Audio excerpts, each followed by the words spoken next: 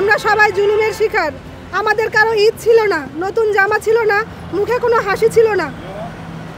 কারণ একটাই, আমরা যারা 18তম শিক্ষক নিবন্ধন ভাইভায় উপস্থিত হয়েছি তাদের মধ্যে বৈষম্যমূলকভাবে 23,000 ভাইভা প্রার্থীকে ফেল করানো হয়েছে। যা বিগত যত রেজাল্ট ছিল সব কিছুর পরিপন্থী এবং এটা উদ্দেশ্য প্রণোদিত। এখন আমরা কেন বলতেছি এটা উদ্দেশ্য প্রণোদিত তার ব্যাখ্যা এখন আমি আপনাদের দিচ্ছি। আপনারা নিজেরাই বিবেচনা করবেন আমাদের সাথে কতটা বৈষম্যের শিকার হয়েছি। আমরা আমাদের সাথে কতটা বৈষম্য করা হয়েছে। আমাদের দাবিসমূহ আপনাদের আগে জানাতে চাই। 1 নম্বর, শিক্ষা মন্ত্রণালয় 9 বিধি 2 গ অনুযায়ী একজন পরীক্ষার্থী লিখিত এবং মৌখিক পরীক্ষায় শতকরা 40% নাম্বার পেলে সে পাস বলে গণ্য হবে। লিখিত পরীক্ষায় একজন প্রার্থী 40% মার্ক পেয়েছে বলে তাকে ভাইভায় অবশ্যই আমন্ত্রণ জানানো হয়েছে, অনর্থক আবেদন জানানো হইতো না। এখন ভাইভায় পাস করতে হলে একজন প্রার্থীকে 40% মার্ক পেতে হবে, যেটা আমাদের কাউন্ট আসে 20-এর মধ্যে 12 নাম্বার আসে আমাদের বিভিন্ন সনদ, এসএসসি, ইন্টারমিডিয়েট এবং অনার্স। এই 3টা সনদ মিলে 12 মার্কস কাউন্ট করা হয়, যেখানে অধিকাংশ ছাত্রছাত্রীরা 12তে 12 মার্কস পেয়ে থাকেন। যাদের ফার্স্ট ক্লাস তারা 12ই পেয়ে থাকেন। আর বাদ বাকি রইল 4। এই 4-এর মধ্যে 8 রয়েছে, বাদ বাকি 8, 12-র মধ্যে থাকে 8। এই 8 মার্কের মধ্যে রয়েছে ড্রেস কোড, আচরণবিধি এবং বিভিন্ন প্রশ্ন তারা জিজ্ঞাসা করে থাকেন। তো এইখানে 3.2 নাম্বার পেলেই পাস। আমাদের অনেকেই সবগুলো প্রশ্নের সঠিক উত্তর দিয়েছে এবং প্রশ্নের সময়সীমা ছিল 1 মিনিট থেকে 2 মিনিট। আমাদের অধিকাংশকে জিজ্ঞেস করা হয়েছে আপনার বাড়ি কোথায়, আপনার নাম কি, ঠিক আছে আপনি আসতে পারেন। অনেকে জিজ্ঞাসা করেছে আপনি কোন জেলা থেকে অংশগ্রহণ করেছেন। অনেকে জিজ্ঞেস করা হয়েছে আপনি জুলাই গণঅভ্যুত্থানে অংশগ্রহণ করেছিলেন কিনা। আমাকে জিজ্ঞেস করা হয়েছিল একজন অর্থনীতিবিদের নাম বলেন, একজন নোবেল বিজয়ীর নাম বলেন। আমি ডক্টর মোহাম্মদ ইউনূস স্যারের নাম বলেছিলাম। আমার তো মনে হয় আমার এই নামটা বলাই আমাকে ফেল করে দেওয়া হয়েছিল। নয়তো এছাড়া আমার সার্টিফিকেটে আমি 12-র মধ্যে 12 পেয়ে থাকি।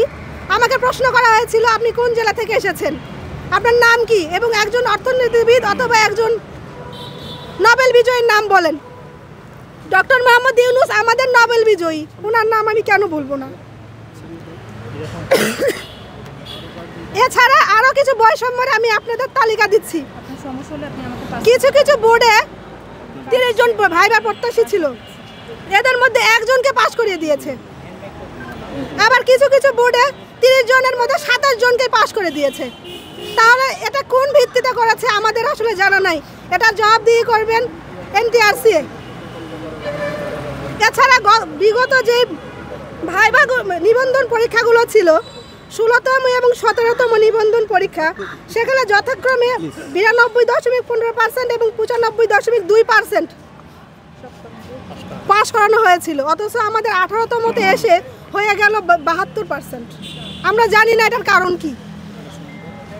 যেখানে শূন্যপদ 1,10,000-এর উপরে, 1,10,000 শূন্যপদ রেখে ওনারা মাত্র 60,000 পাস করিয়ে কি বৈষম্য, কোন কারণে বৈষম্য করেছে আমাদের জানা নাই।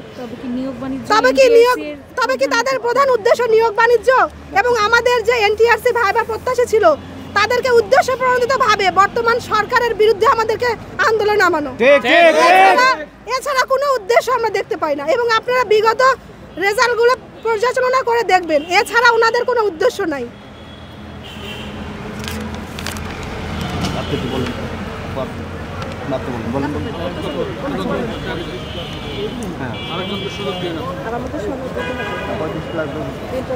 বিগত যে পরীক্ষাগুলো ছিল, ভাইভাগুলো নিয়েছিল, ওনারা যারা উপস্থিত ছিলেন এবং যাদের কাগজপত্র ঠিক ছিল তাদেরকে ছাড়া কাউকে ফেল করার নাই।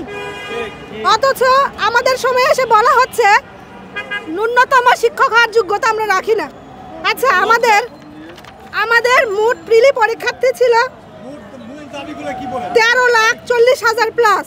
আমরা এখান থেকে রিটেনে কোয়ালিফাই করেছি 4 লাখ, প্রিলিতে কোয়ালিফাই করেছি 4 লাখ এবং রিটেনে এসেছে 83,000। তা এবং আমাদের বিগত প্রশ্নপত্র থেকে আমাদের প্রশ্নপত্র প্যাটার্ন সম্পূর্ণ আলাদা ছিল, কঠিন ছিল। আমাদের অল্টারনেটিভ কোনো অপশান ছিল না, একটা প্রশ্ন দেওয়া ছিল, একটাই অ্যান্সার করতে হয়েছে।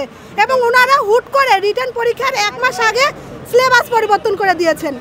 তো এই কঠিন ধাপগুলো যে স্টুডেন্ট পার করে এসেছে, 1 মিনিটে তাকে বাড়ি কোথায়, তার নাম কি, এটা জিজ্ঞেস করার পর আপনারা ভাই ভাই তাকে ফেল করে দিলেন এবং লিখিত দিলেন যে ইনারা শিক্ষক হওয়ার ন্যূনতম যোগ্যতা রাখে না। তাহলে আমার প্রশ্ন, 13তম থেকে 17তম যারা ভাইবা পরীক্ষার্থী ছিলেন তারা কি সব প্রশ্নের উত্তর পেরেছিলেন এই 1 মার্কের মধ্যে, 1টা মিনিটের মধ্যে? তারা কেন ফেল করলেন না? যারা উপস্থিত হন নাই এবং যাদের কাগজপত্র ঝামেলা ছিল তারা ছাড়া।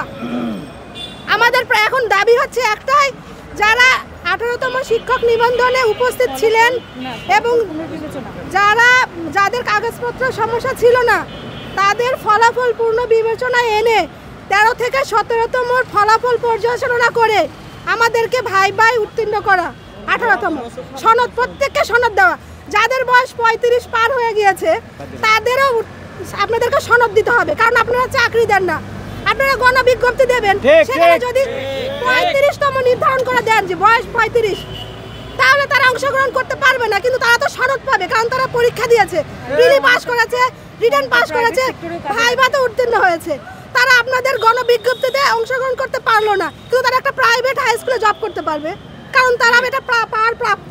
আমি ভাইভাতে অংশগ্রহণ করেছি, এর আগে 35 যারা বয়স ছিল তারা যদি পায়, তাহলে 18তমরা পাবে না কেন?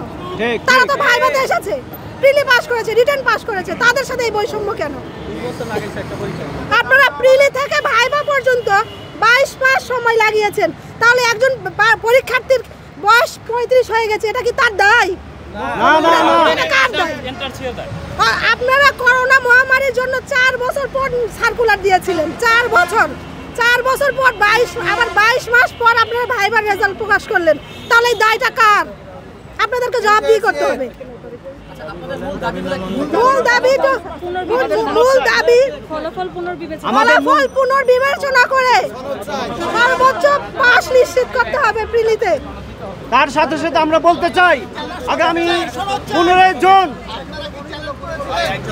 কারণ এনটিআরসি, আপনাদের একটা বিষয় জানে, এটা কি এনটিআরসি তে পাস মানে জব না। ওনারা আমাদের চাকরি দেয় না, ওনারা শুধু সনদ দেয়। এই সনদ এবং ভাইভাতে ফেল করিয়েছে। আমি একটা কথা বলে রাখি, ভাইভাতে কেউ যদি 2 মার্ক পেয়ে পাস করে থাকে, তাহলে তার এই 2 মার্ক পরবর্তীতে মেধা তালিকায় কাজে আসবে না। কেউ যদি 40 মার্ক পেয়ে 40 সুযোগ নাই, এবং তারা কতটা উদ্দেশ্য প্রণোদিত ভাবে আমাদেরকে রেজাল্ট দিয়েছে বলি। তারা ভাইবা নিয়েছে 7 মাস ধরে, ভাইবার রেজাল্ট দিয়েছে 3 দিনের মাথায় এবং ঈদের জাস্ট আগে, যাতে আমরা কোনো রকমের রিড করতে না পারি, কোনো আন্দোলন করতে না পারি। সবাই মানে এতটা উদ্দেশ্য প্রণোদিত ভাবে এনটিআরসি পাবলিশ করেছে রেজাল্ট। আমাদেরকে পুরোটাই তারা বৈষম্য স্বীকার করেছে এবং উদ্দেশ্য প্রণোদিত ভাবে।